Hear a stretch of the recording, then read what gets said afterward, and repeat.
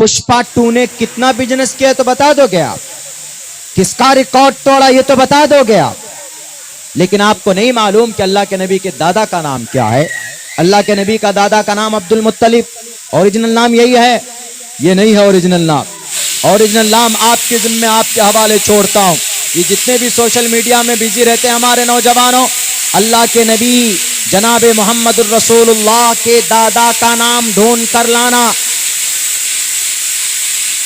कल ये जिम्मेदारी आपको दी जा रही है कि असल नाम क्या है। अब्दुल मुत्तलिब तो नहीं है, असल नाम नहीं है। उलमा जानते हैं, ये मुस्तस्ना है। आप में वो नौजवान जो उसी दिन से पुष्पा 2 दे देखकर बहुत खुश हो रहे हैं कि साला झुका ही नहीं। हमने यही आर्टिकल पढ़ा है आज, यही बोला कि इसी आर्टिकल, इसी डायलॉग से इस फिल्म ने सबका रिकॉर्ड तोड़ दिया। ये तो पता है आपको। चलिए एक टास्क आपको और दे देते हैं कि आपने तो ये पता लगा लिया कि भाई किस वजह से वो पूरे इस वीकेंड में 223 करोड़ का ना फायदा किया। आपको क्या मिला? लॉलीपॉप। आपने 239 रुपए का रिचार्ज कराया, आपके पैसे भी गए, आपकी मोबाइल की कैपेसिटी भी घटी, आपका वक्त भी गया। जाहिर सी बात कि रात में देखा होगा आपने तो रात की नींद भी गई, नमाज भी गई, सब खत्म, बर्बाद। मिला कुछ नहीं, पैसे उसको मिल गए। लेकिन चलिए अब अच्छा काम बता देते हैं कि अब्दुल मुत्तलिब का रियल नाम क्या, ये ढूंढ लीजिएगा। और जब आपको मिल जाए तो आपके मदरसे में जो पढ़ाने वाले टीचर हैं, जो उलमा हैं, जो आलिम दीन है, उनके पास जाइएगा कि हजरत हमको ये मिला है, ढूंढ करके ये आपको टास्क दे रहा हो बहरे कैफ।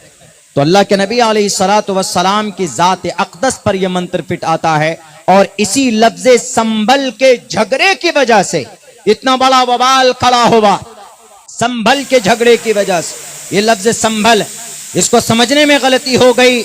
ये असल में शंभल है। शंभले विष्णु यशो शंभल कराम गुख्य सबराह मन सगहा तमन। ऊंचे खानदान में, अमन की जगह में, बाप का नाम अब्दुल्ला के जरिए से माँ सोमती आमिना के कोख से पैदा होंगे। जरा बताओ आज तक तारीख इंसानी में, इंसानियत की तारीख में आज तक अगर ये मंत्र किसी जात अक़दस पर फिट आता है तो जनाब मोहम्मद रसूलुल्लाह सल्लल्लाहु अलैहि वसल्लम। मेरे भाइयों, इस्लाम दुनिया का सबसे बेहतरीन मज़हब है, इसमें कोई शक नहीं। लेकिन आज मुसलमान क्यों कमज़ोर है, मुसलमान क्यों गाजर मूली की तरह काटा जा रहा है, उसकी बुनियादी वजह हम ही हैं, हम जिम्मेदार। आजकल हम लोग तो बहुत ज़्यादा, हम लोगों को तंजीम वालों ने तो माशाअल्लाह बहुत इस्तेमाल किया और हम होते भी हैं अल्हम्दुलिल्लाह। तंजीम के लिए हमारी जिम्मेदारी भी है। लेकिन पता है गलती पहले इनके चेयरमैन और इनके अध्यक्षों से हुई। आप यही है, जैसे औकाफ की प्रॉपर्टी, कितनी कॉन्फ्रेंसें हुई है, तहफ़्फ़ुज़ औकाफ कॉन्फ्रेंस, वक्त की प्रॉपर्टी के ऊपर कॉन्फ्रेंस कर रहे हैं, जीमेल भेज रहे हैं, नोटिफिकेशन डाल रहे हैं। पता है क्यों ऐसा हुआ? अभी मिस्टर मोदी को क्यों लाया गया तहफ़्फ़ुज़ औकाफ, इसको हड़पने के लिए। वक्त बहुत कम है, 1.5-2 घंटे कम पड़ जाते हैं, बातें चलती रहती है, काम की बातें जो याद आ रही मैं आप लोगों के सामने बोल दे रहा हूँ। तहफ़्फ़ुज़ औकाफ दुनिया, भारत के अंदर, दुनिया में इससे बड़ी तंजीम, इससे बड़ी बोर्ड नहीं है। भारत के अंदर गवर्नमेंट के मुकाबले में है ये बोर्ड। यानी गवर्नमेंट के पास सबसे ज़्यादा ज़मीन आर्मी के पास है, रेलवे के पास है, तीसरे नंबर पर बोर्ड के पास, मुस्लिम वक्फ बोर्ड के पास 9.5 लाख एकड़ ज़मीन है। ऐसे नहीं है, 9.5 लाख एकड़ ज़मीन और सालाना कितना, 12,500 करोड़ रुपए आ रहे हैं सालाना इनकम, 1250 करोड़। ये पैसा कहां जा रहा है? आपकी जमीन है, आपके बाप दादा की प्रॉपर्टी है, उससे जो पैसे आ रहे हैं जा कहां रहे? आपका मकतब 1989 से चल रहा है, मदरसा क्यों बंद हुआ मदरसा आपका?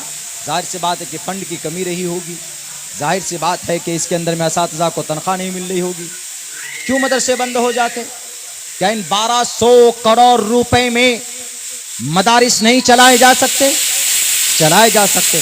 इन 1200 करोड़ रुपए की आमदनी से अइम्मा को तनख्वाह नहीं दी जा सकती? दी जा सकती। इन 1200 करोड़ रुपए में क्या हम कोई यूनिवर्सिटी नहीं बना सकते जहां हमारी बच्चियां पढ़ें? इन 1200 करोड़ रुपए की सालाना की आमदनी से क्या हम कोई हॉस्पिटल नहीं बना सकते? आज हमें आलिम की भी जरूरत है पहले नंबर पर, लेकिन वहीं पर दूसरे नंबर पर हमें वकील की भी जरूरत है, हमें डॉक्टर की भी जरूरत है। डॉक्टर बनने के लिए आपको नीट क्रैक करना होगा और नीट की तैयारी में 2 साल लगते हैं और नीट भारत का दूसरा सबसे बड़ा एग्जाम होता है। हमारे पास नीट की तैयारी के लिए कोई कोचिंग सेंटर है नहीं है, तो 1200 करोड़ रुपए वाली आमदनी वाली ये तंजीम ने क्या किया? आज तक कहां गए पैसे? सवाल किया आज तक किसी ने? नहीं किया। हमारी गरीब बच्चियों की शादी पर उसका बाप लोन लेकर अपने दामाद को अपाची और खपाची देता रहा, लेकिन उसकी मदद के लिए नहीं आए वक्फ वाले। पहले गुनाह इन्होंने किया, आज भी कर रहे हैं। और हमें डीएम की भी जरूरत है, एसपी की भी जरूरत है। डीएम और एसपी के लिए क्या क्रैक करना पड़ता? यूपीएससी एग्जाम क्रैक करना पड़ता, उसके लिए भी 2 साल की कोचिंग होती। हमारी इन तंजीमों और इन बोर्ड ने आज तक कोई इंस्टीट्यूट, आज तक कोई कोचिंग सेंटर बनाया जहां पर हमारे बच्चे यूपीएससी की तैयारी करें? क्यों नहीं बनाया? गुनाह है। डॉक्टरेट की तैयारी करवाना गुनाह है, यूनिवर्सिटी चलाना बनाना गुनाह है। और हम प्रोटेस्ट करते हैं कि हमारी बच्ची की बुर्के के साथ खिलवाड़ किया गया। तुम्हारे पास क्यों नहीं बच्चों की तालीम के लिए कोई बंदोबस्त है? तुम्हारे पास क्यों नहीं कोई तालीमी ढंग का निजाम है? पहले मुजरिम हम खुद हैं।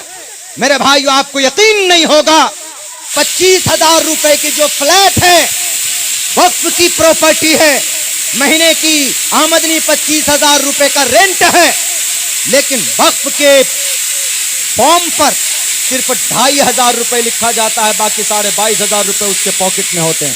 कौन है ये लूटने वाला? टोपी और दाढ़ी वाला हमारे चेयरमैन है ना। चेयरमैन तो कोई और था नहीं, हमारे ही लोग थे, सदियों से बैठे हुए इस पर। इसीलिए इस उम्मत की कमर अगर किसी ने तोड़ी है तो हमारे लोगों ने खुद से तोड़ी। और आज अब जब गले पे आ पड़ी तो चलो जीमेल करो और कानून के सामने खड़े हो, तो अब भी अब्दुल्ला एक रास्ता बताता है।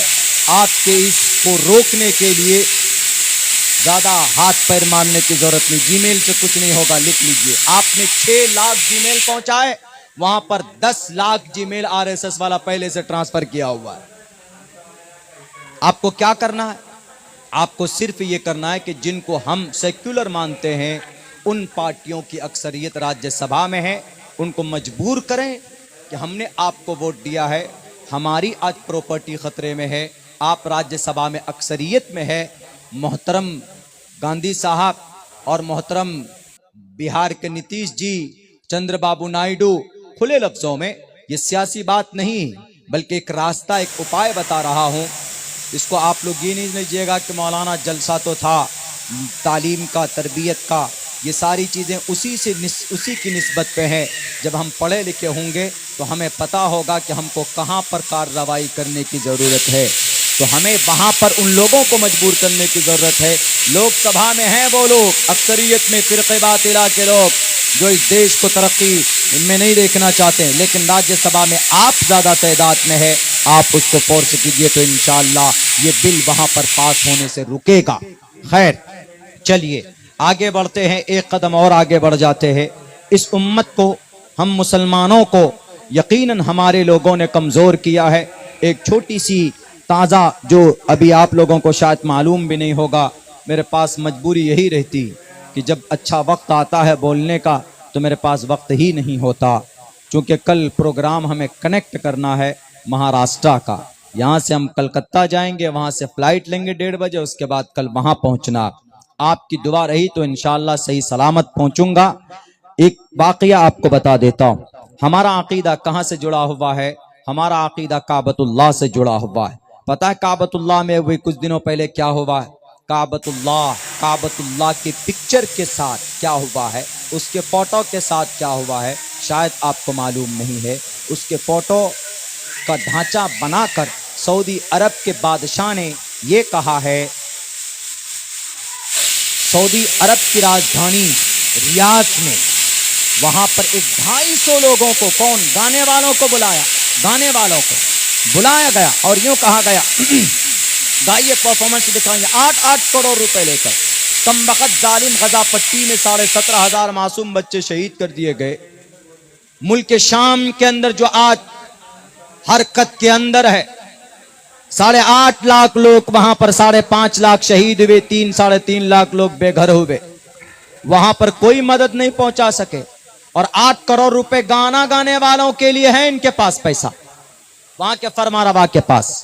वो तो छोड़िए जो कुछ भी किया तुमने किया, लेकिन काबतुल्लाह की छत पर उसकी एक तस्वीर बनाई गई, 3D पिक्चर बनाई गई।